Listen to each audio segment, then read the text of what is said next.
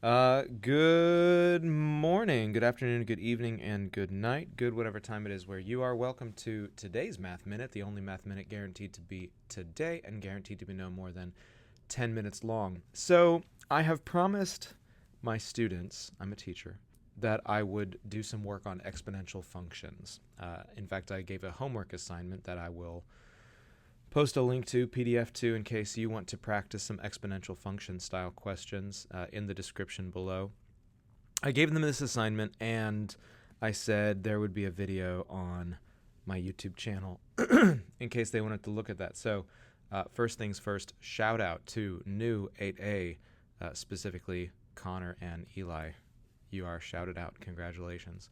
Second of all, so I want to talk about exponential functions. Exponential functions are interesting for a variety of reasons, but there's one thing in particular that I have started to think through recently about these exponential functions, and it is the way that they compare to linear functions. Because just like exponential functions, I just said that wrong. I don't know if I'm going to cut anything in this video, so I may just say a bunch of stuff wrong. Just like linear functions, exponential functions depend on only two quantities, most of the time. There are ways we can manipulate them and make them unnecessarily complicated, but most of the time they depend on an initial value and some sort of rate of growth or decay. The same exact way that linear functions do, right? In the case of a linear function, we call that initial value, typically we just call it the y-intercept because that's all that it ever is. And the rate of growth, we usually say, oh, well, that is the slope, right? And so we've got the y-intercept, which of course we often call b, and then we've got the slope, which of course we often call m. And usually we try to put these together into this particular format, y equals mx plus b. And so that is the sense in which a linear function depends on just two parameters, the slope, the rate of change, which we know to be a constant in the case of a linear function, and some sort of initial value where the function starts in some sense, usually what we mean by a y-intercept. Similarly, we can do this with exponential functions. The initial value of an exponential function, we give a variety of names to. I'm just going to call it a in this particular format that I'm about to write down. And the rate of growth is not some constant rate of change in the sense that you add plus 3 plus 3 over and over again, but instead that you multiply by the same amount over and over again. And so essentially, linear functions and exponential functions are the same thing, but linear functions work in a kind of additive way. In fact, arithmetic sequences that come from the differences in terms being the same thing, are all linear functions. And exponential functions are sometimes called geometric sequence, and they work in a multiplicative sort of way. I'm not really going to say much about the way that they do. It's just kind of a flavor. You have to feel it. You have to know it. In any case, the general form that we write down for an exponential function is we say, all right, y, or f of x, it doesn't have to be y, equals this initial value a times that rate of growth b raised to the x power. And it's the x being up there in the exponent that makes it an exponential function. But this b, which we also sometimes call the base for the rate of growth, it's not precisely a rate when it's in this form. Sometimes we want r, which is an actual rate. And in that case, it starts to look slightly different from our mx plus b, from our linear format. So some of the similarities we start to lose. We still keep that initial value a at the front, but instead of thinking in terms of a base that we multiply by over and over again, we want to think of what we call 1 plus or minus the rate. It's plus if it's a growth function. It's minus if it turns out to be a decay function. So 1 plus or minus r to the x. Again, hopefully you can see the connection there is between the base b, which again tells us what to multiply by over and over again, and 1 plus or minus the rate. Usually the rate is stated as a percentage, so you can think of that 1 as if it's kind of like 100%. So this is telling us the total percent we're going to have year after year. For growth functions, it ends up being greater than 100%. So if we have 110% as much money in the bank next year, we're looking at our money growing over time. If, on the other hand, it ends up being less than 1, if we only have 90% as much value in our car or something year over year, then in that case it's a decay function, and we're losing value over time instead. But that's the connection we want to make between the base and the rate. Base tells you what to multiply by over and over again. The rate tells you with respect to 100% how something grows over time. Or it doesn't have to be time, but usually in these problems, x is time. So let me start with an example of a base style problem. And again, I actually have a little assignment here that I gave my own students. And so let's kind of do something like this number 3 here. Moore's law states that the number of transistors that can fit on a microchip doubles approximately every 2 years. If an Intel 8008, I don't know how you say that, 8008 microchip had 4,000 transistors in 1972, use Moore's law to predict the number of transistors that should fit on a microchip in 2025. Problem written by yours truly. Obviously, it's very high quality. The one thing I don't like about doing this problem here is the fact that it's doubling approximately every 2 years is going to throw a wrinkle into what our exponential function looks like. But let's try. Let's jump into this. So we know we're going to build a little table of values right now. That's starting in, let's call time t, 1972. So actually, I'm going to have another little chart here so I can think about what's going on here. In the year 1972, the number of transistors, so we're going to call that f of t. I guess we could call it n of t for number, right? So the number of transistors with respect to time was, what was it, 4,000, I think is what we said in the problem, right? And then it's supposed to double every 2 years. So in 1974, it would be at 8,000. And in 1976, it would be at 16,000. And in 1978, it would be at 32,000, and so on. What we want to figure out using this pattern is what's going on in the year 2025, which you'll notice is not going to be a whole number multiple stemming from 1972 because it's an odd number. So we're going to have to do something with that number of years, how often that it's doubling. But before we even get there, we need our independent variable, right? We need time.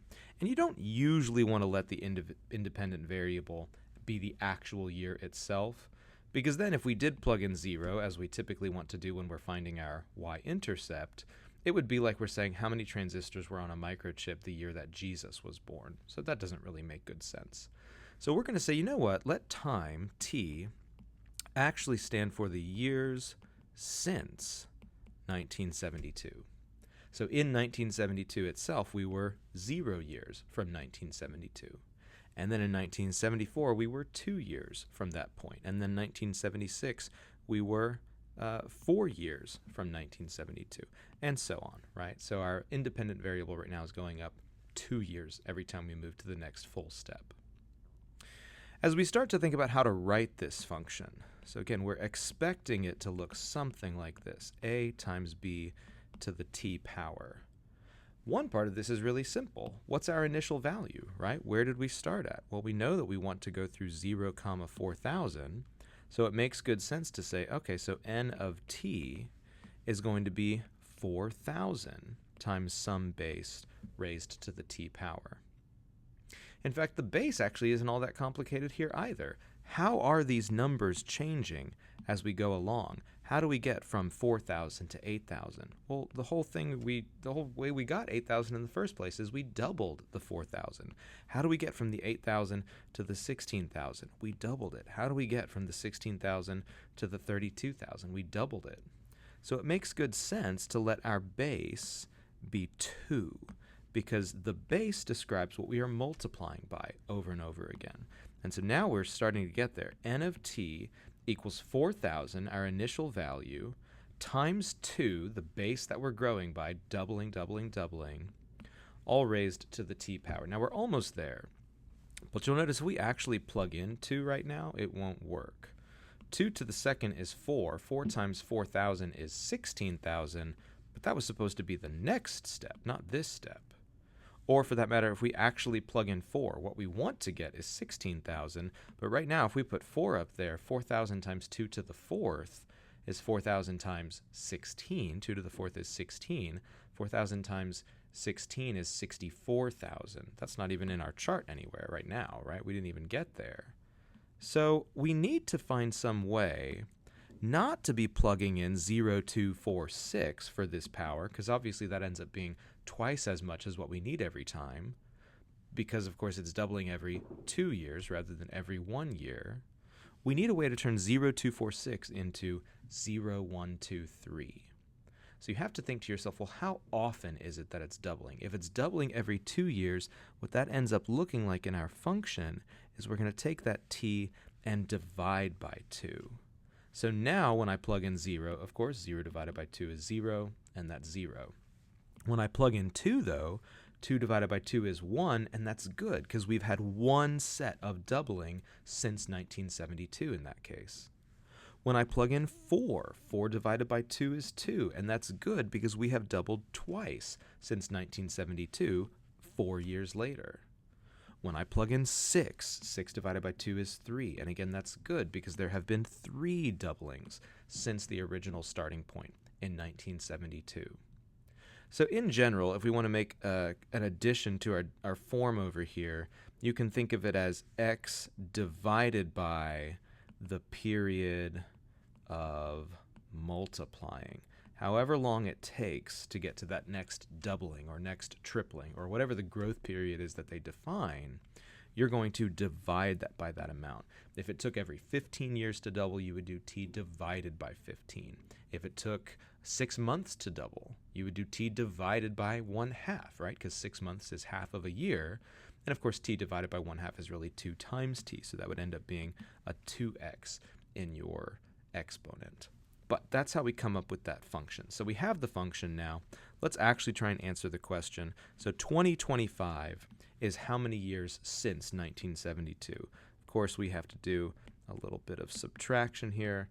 3, 5, do some borrowing, and that's it, right? 53 years after 1972, how many transistors can we expect on that microchip?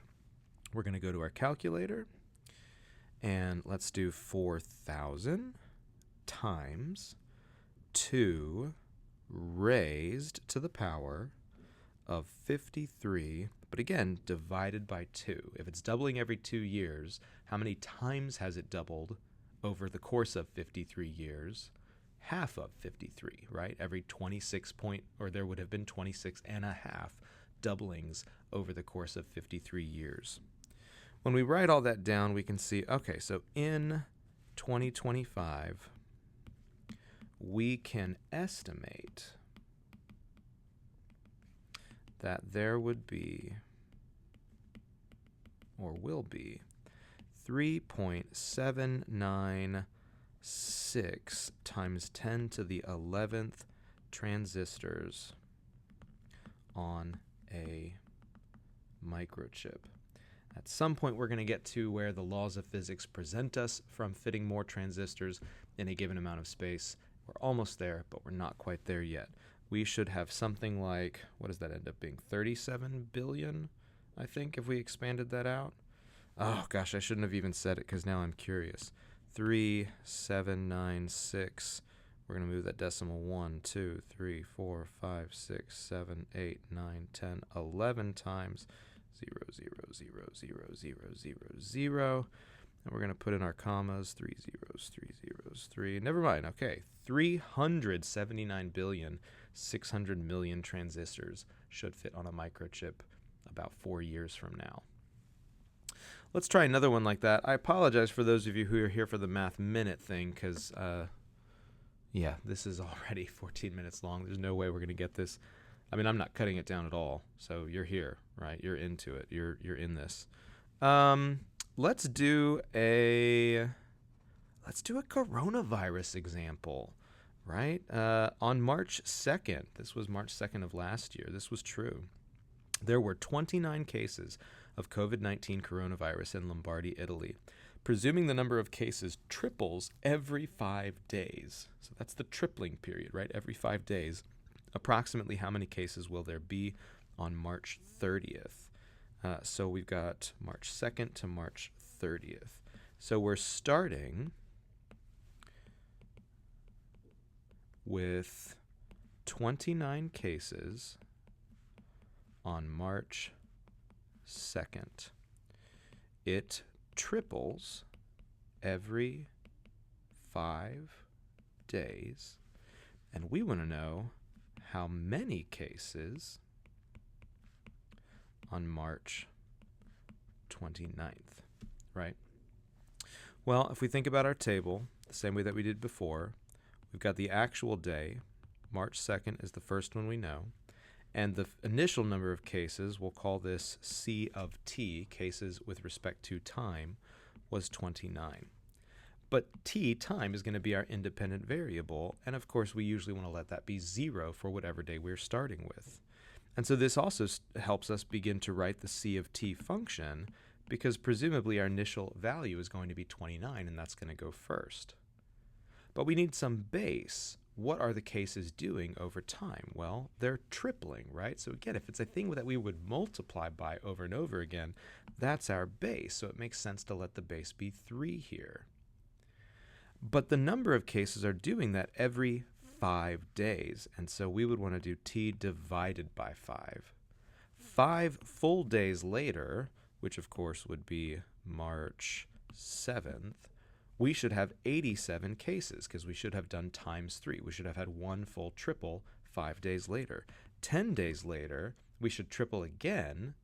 87 times 3 is 261, so we would expect 2 full triplings, 1 times 3 idea, a second times 3 idea. By the time we get to 10 days from March 2nd, that would be, of course, March 12th. What we're interested in is March 29th. How many? Oh gosh, I hope. Or did I just confuse the 29 because it came up multiple times in the problem? I did. It was March 30th. Oh goodness. Okay, so we actually want to know March 30th. So let's adjust here. It's not March 29th. It's March 30th. And March 30th, of course, is how many days after the second? 28 days, right? So we want to figure out what happens when t is 28. Well, we've got our function. We've already written it, so it's time to go to the calculator. 29 times 3 raised, 3 raised to the 28 divided by 5 power. Remember, that represents how many full triplings there have been. 28 divided by 5 is 5.6. We will have had 5 full periods of tripling, and then we'll be a little bit into the next period of tripling.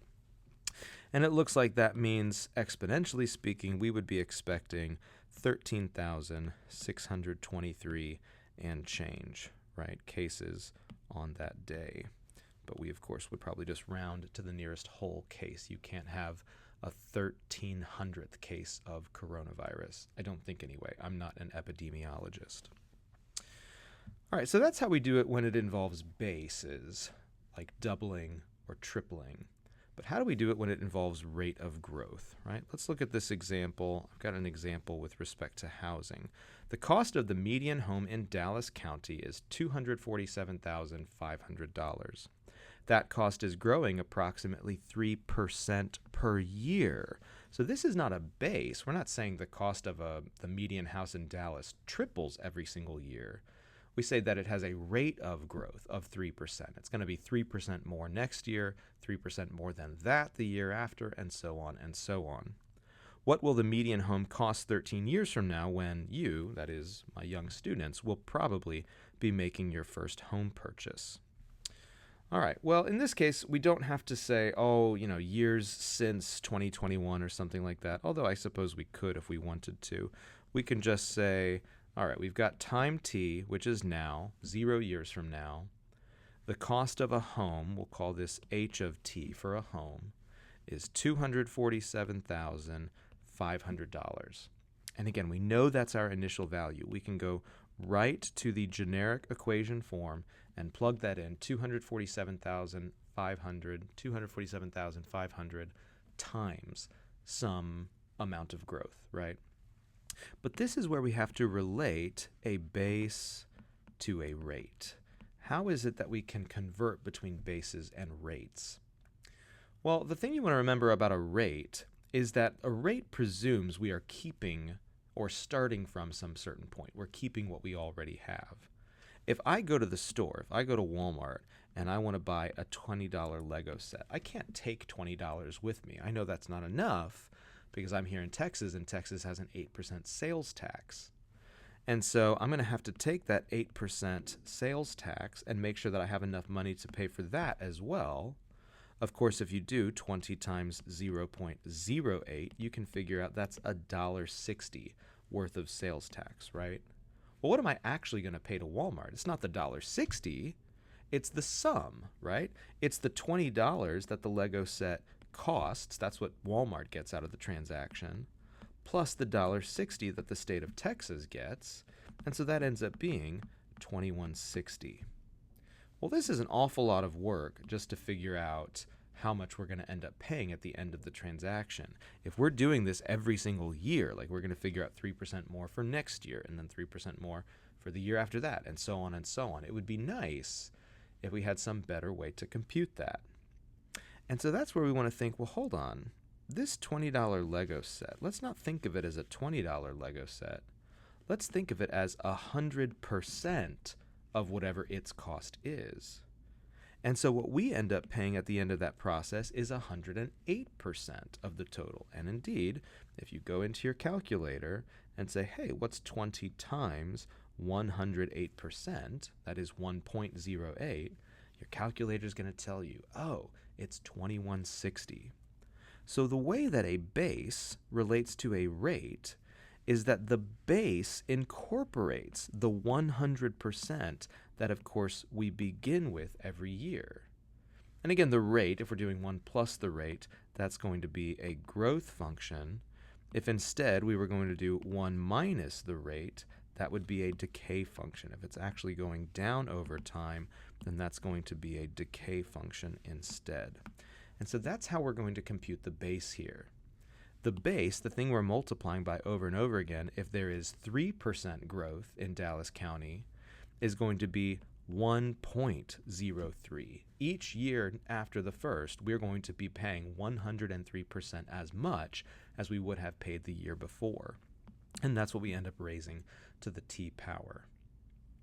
Once we do that, we can figure out, all right, so 13 years from now, we're just going to plug in 13 for t. So that's going to be 247,500 times 1.03 raised to the 13th power.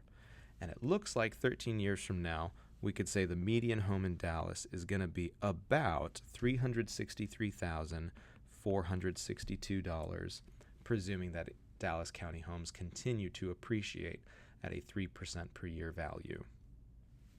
Let's do just one more.